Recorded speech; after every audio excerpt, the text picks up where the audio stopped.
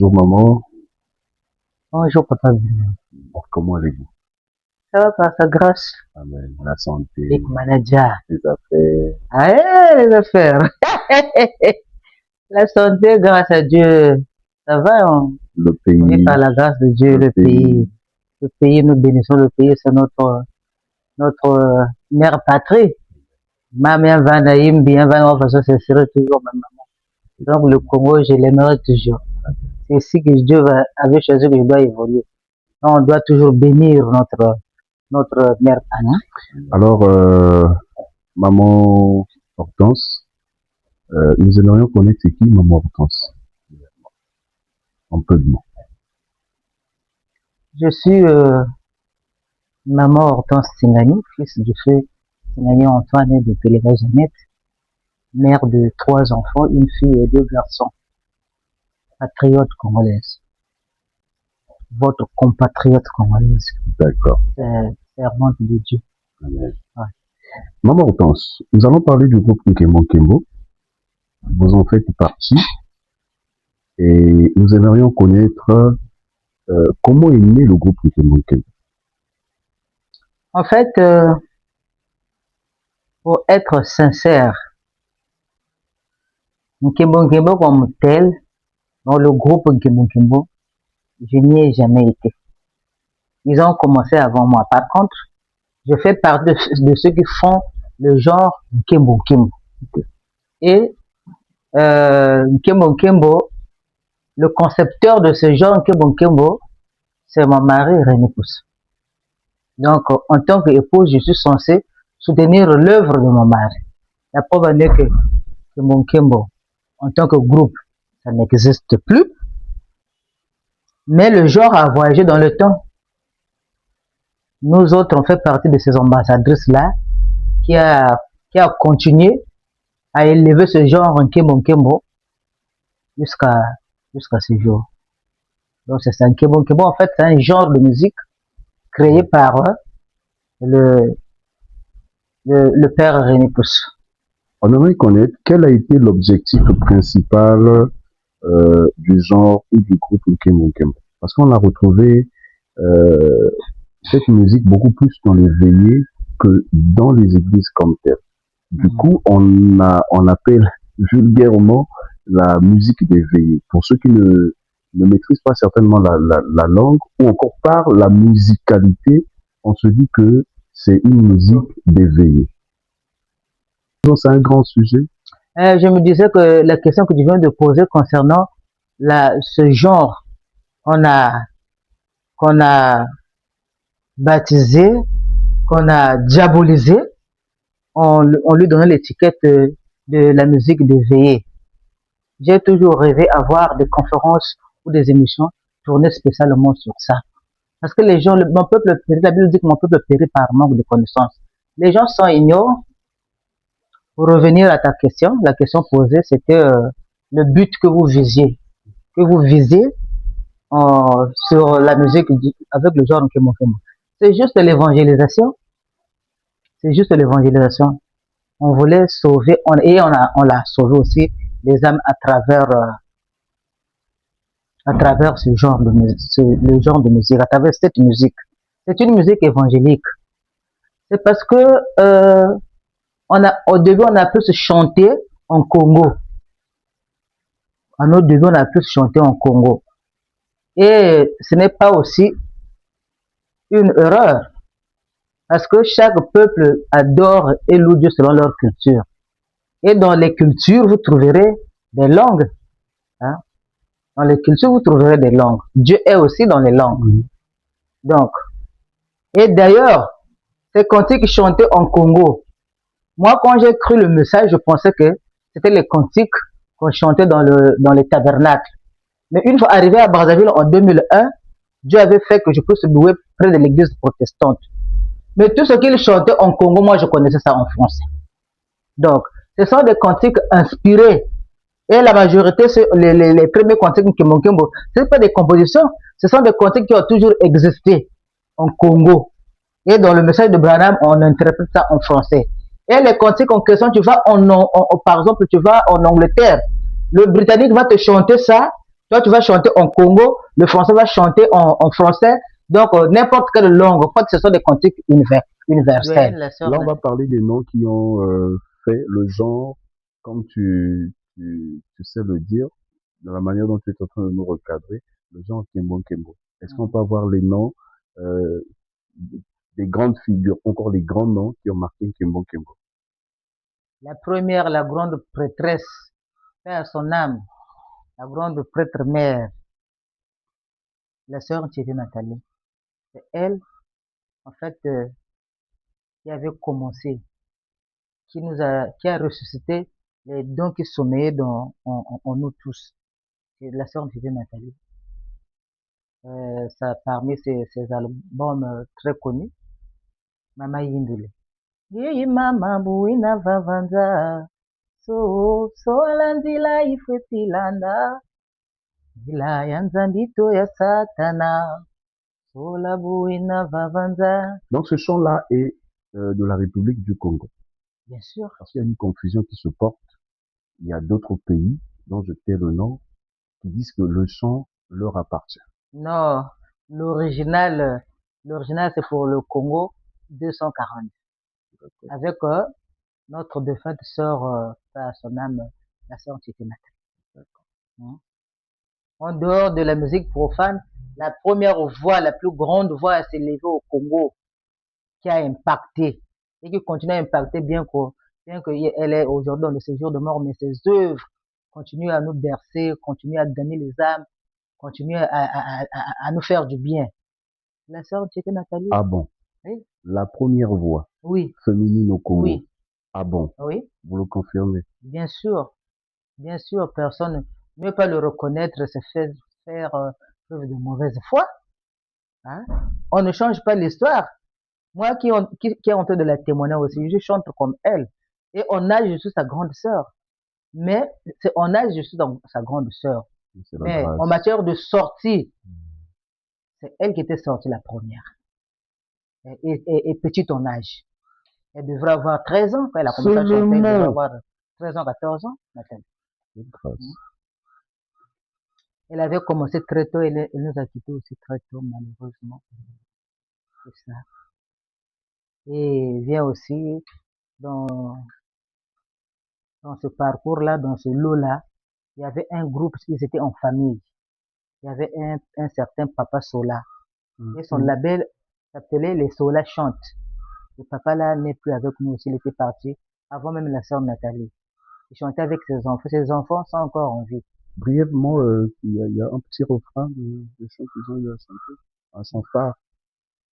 Nzolele ya kala kwami, musimu bavulusa, asiyebaka moyo kuna isui mwana meme, asiyemona kieselumbuki na buka na kwiza, fundisa babonso, zangula bobanunga, yimbila kunganya nzitusu, vulusi mwana meme walongo. Les milieux des veillées mortuaires, s'il faut le dire ainsi, étaient certainement un milieu stratégique pour vous, pour passer un message, passer le message évangélique, comme vous avez su le dire. Tout ce que Dieu fait est bon. Oui. À l'époque, c'est pas n'importe qui pouvait aller dans les chaînes de télévision nationales pour faire la promotion. C'était pas donné. De toutes les façons, nous, quand nous sommes venus servir Dieu, on s'attendait à rien. Tout ce qu'on a fait, c'était gratuit. On n'a jamais fait de clips, on n'a jamais fait quoi que ce soit. Notre travail s'arrêtait à chanter en studio et c'est tout, et on disparaissait. Mais c'est même la radio Matanga. Ce sont eux qui ont abattu aussi le grand travail. Je les ai toujours reprochés quand on se croise avec certains de ces animateurs-là. Un jour, s'il y aura la récompense, vous aussi, vous allez un jour recevoir votre récompense. Mais après, vous avez failli, vous avez ajouté la chair en augmentant les volumes, vous avez aussi ajouté encore les mots qui n'avaient rien à voir avec l'évangélisation. Là, vous avez failli. Mais c'est qu'au départ, ces personnes, les radios aussi ont joué, ont contribué pour que cette musique son écho puisse aller un peu partout, jusqu'à traverser même les frontières. Il y a eu sur les 12 volumes, en dehors de la sœur Nathalie, le Sola Chante, il y a eu Le volume 7 du repas avec Patou Loko, paix à son âme, c'était le fils de Télo. Lui aussi chantait. Il y a eu Orneline Pata, vol 9, vol 8, vol 9, Aimé Kangou, vol 10, la sœur Nathalie encore, qui était aujourd'hui. Donc, c'est 9, c'est 12 volumes. 12e volume, volume 11, c'est un album de prière, interprété par la sœur Nina. Et le vol 12, la sœur Liliane. Elle est en vie, elle vit à Montmartre. D'accord. Vous avez parlé de la maison Pilot. Est-ce que vous pouvez nous en parler brièvement? C'était quoi la maison Pilot? La maison Pilot. La maison Pilote, c'est une maison de production. En fait, c'était un homme d'affaires. Le sort de Nkemokemo, en fait, c'est deux personnes. Le producteur Pilot, qui avait ses moyens, parce que la musique marche avec les moyens. Donc, il y a le concepteur de ce genre, Nkemokemo, notre vieux père René Pousseau. Et le père Pilot, qui était un homme d'affaires, qui faisait d'abord ses affaires. Il était le représentant de maison pionnière, maison pionnière, la maison japonaise pionnière ici. Donc, en dehors de ses affaires, il avait pensé aussi faire le business de la musique. C'était leur façon aussi de servir Dieu, parce que il était libre de faire avec son argent. Mais ce qu'il a fait, grâce à lui, les âmes aussi, grâce à son argent, l'apport de son argent, les âmes aussi étaient sauvées. Si aujourd'hui on connaît ce genre-là, parce que lui, il avait mis son argent, l'évangile marche toujours avec l'argent. C'est un peu ça en résumé, l'histoire est longue. Je dirais, quel est votre regard suite à votre génération et à cette nouvelle génération? Je ne peux qu'avoir un regard positif, parce que pour commencer, je compte sur cette nouvelle génération pour continuer l'œuvre que nous avons commencée. Nous, on a désherbé, les autres sont venus faire de sillon, certains ont arrosé et d'autres vont peut-être récolter, mais à la fin, c'est pour recevoir la même récompense. Donc, la nouvelle génération, plein succès sur tous vos œuvres, nous comptons sur vous. Parce que la différence, c'est que le prophète de l'Ancien Testament est différent du prophète du temps moderne. Lui, parfois, il était par exemple, Jean-Baptiste s'habillait en peau d'animaux. Mais notre Seigneur Jésus-Christ, lui, dans son ministère, il portait des habits. Et les prophètes du temps moderne, là, ils sont même en veste. Donc, là, il y a aussi, en dehors le fait qu'on sert Dieu, mais il y a aussi la compétition. La compétition est rude. Ils sont obligés de beaucoup travailler, de donner le meilleur de faire plus que ce que nous nous avons donné pour toujours pour le bonheur de notre pays et pour la visibilité de notre drapeau 242. Et moi, j'ai une question pour finir. Vous avez parlé de la relève. Ici, vous parlez de... Il est vrai que les temps changent, les choses évoluent. Mais êtes-vous sûr que la couleur de la République du Congo sera portée au loin par rapport à votre regard?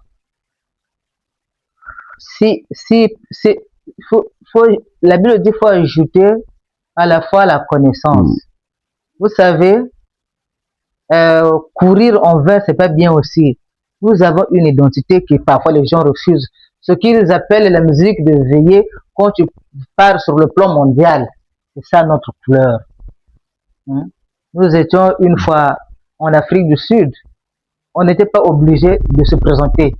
Quand on a commencé à jouer ce genre, tout le monde savait. Ça, c'est la musique du gospel du Congo-Brazzaville. Ah bon? Ce sont eux qui jouent comme ça. Ah donc, n'ayez pas honte. N'ayez pas honte de jouer ce genre-là. C'est votre héritage. En fait, c'est votre héritage, notre culture. Sur le plan mondial, il y a la concurrence.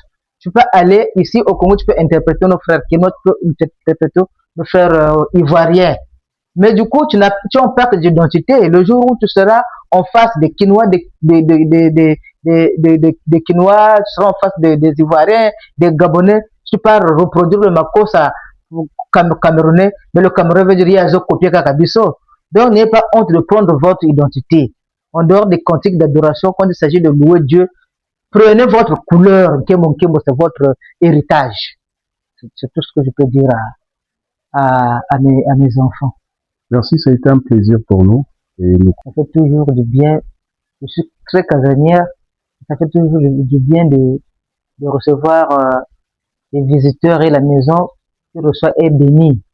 Donc, ça a été une très grande bénédiction pour moi, une grande expérience pour moi. J'ai vraiment aimé. J'ai vraiment aimé l'émission. Et je pense que dans ma façon de dire, je n'achopperai personne.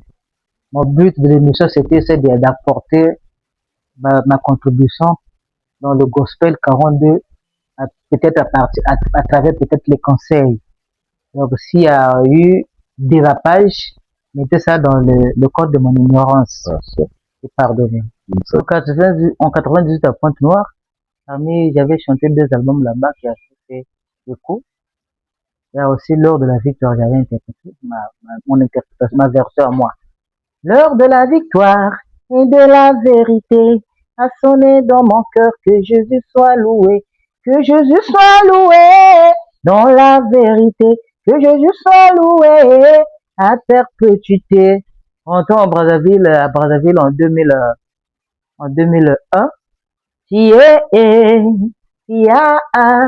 Tunalema munzaya nzimbatia. Tunalema munzaya nzimbatia. Yesu mulumba mwana zinanga mulumba. Mulumba. Mulumba. Plus tard, le tout ressent. Bien que ça fait beaucoup de années, mais ça vieillit pas aussi. Ça aussi, ça avait impacté. Fumumpa na ngolo, yasala salu kya kwetata, ngolo zami kwange zina. Oya ya unsimbanga, simbanga, bombanga, ngolo zami kwange zina. Kondo kwange, yave, kondo kwange, ilenzi nungako. Mame mami, kumpaka, makondolo kumpaka, mamiko. Mame mami, kumpaka, makondolo kumpaka, utomba moe.